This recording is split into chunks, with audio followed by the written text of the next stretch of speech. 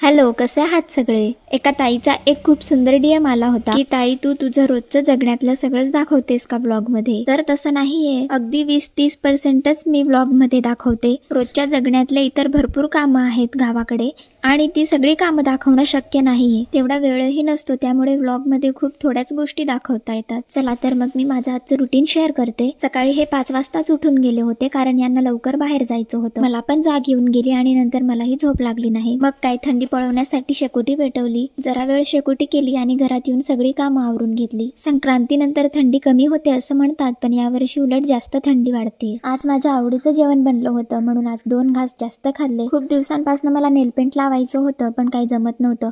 मग आज टाइम होता तर मी नेलपेंट पण लावून घेतलं. काही कपडे खूप दिवसांपासून मी बाजूला काढून ठेवली होती, ज्यांना शिलाई मारायची होती.